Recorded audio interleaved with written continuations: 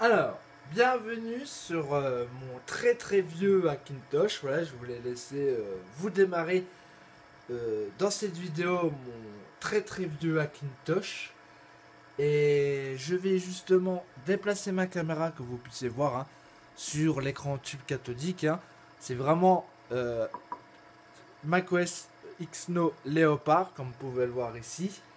Et du coup, comme vous pouvez le constater, tout est bien reconnu. Alors si vous voyez rien, c'est tout à fait normal. Ici, c'est un tube cathodique, vous voyez presque rien. On va changer comme celui-ci. Voilà. Là, vous voyez presque un petit peu mieux. Voilà. Sur cette machine. Alors, je vais justement vous décrire son processeur de ce Hackintosh de 2003. Oui, c'est un Hackintosh de 2003, c'est pas un d'aujourd'hui. Et ces processeurs, le voici, c'est un Intel Pentium 4 Norwood. Comme vous pouvez le constater, c'est comme ceci, ces processeurs. Vous voyez que c'est vraiment du socket 478. Et le socket 478 peut démarrer macOS Exynos Leopard dessus sans aucun problème. Et oui. Et du coup, je vais justement vous montrer la tronche de mon Hackintosh, de cet ordinateur. Bon, si vous voyez là, c'est mon Mac, il est ici, vous en faites pas. Alors, pour justement la machine en question, la voici. Voici la machine en question, comme vous pouvez le constater, c'est une grande tour en format ATX de l'époque. C'est un ordinateur de collection.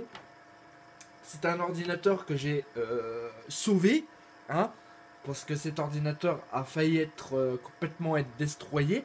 Alors le boîtier, je l'ai trouvé dans les poubelles, voilà, et tout l'intérieur, c'est que du acheté d'occasion, entre une modique somme de 30 euros. Tout ça, c'est des modèles que vous ne trouveriez plus aujourd'hui dans les magasins ou sur internet, sauf sur des sites d'occasion.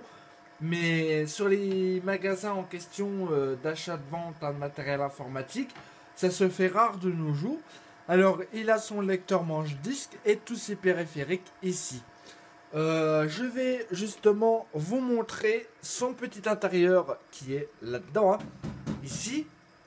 Si vous me voyez dans la caméra en train d'ouvrir le boîtier, c'est tout à fait normal. Je vais vous montrer cela sans aucun problème.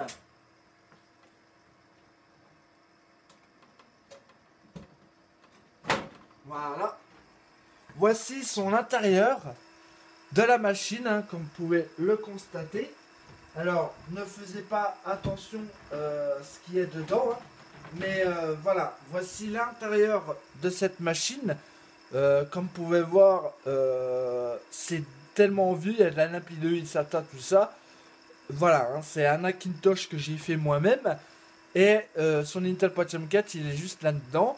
Et l'alimentation, j'ai mis une alimentation certifiée, parce que j'ai pas confiance avec des aliments de merde. C'est une Antec 80 Plus certifiée, 400 watts, qui est dedans, effectivement. Pour ça, ça suffit largement. Comme vous pouvez le voir, le lecteur s'éjecte, il n'y a aucun problème. Le lecteur fonctionne sans aucun souci. Je vais justement tourner un petit peu le boîtier que vous puissiez voir et baisser ma caméra. Voici l'intérieur de la tronche de la machine. Ça, c'est de la nappe IDE en SAIC qui est ici, qui est reliée à une carte PCI pour le lecteur manche-disque qui est là. Et en plus de ça, il a des périphériques comme des périphériques de USB, de carte Wi-Fi, tout ce que vous voulez. Et il a un disque dur ici de 1 Tera en Serial ATA, qui est ici, qui est raccordé dans ce petit baie. Et nous avons une carte graphique GeForce 5200 FX qui est intégrée dans cette carte mère, qui est une carte mère Intel haut de gamme de l'époque, qui comporte un Intel Pentium 4 Norwood à 2,8 GHz. Voilà. Au moins, vous savez ce qu'il y a dedans. Voilà. Ensuite, je vais rapprocher ma caméra sur le système d'exploitation en question, macOS X Snow Leopard. Je vais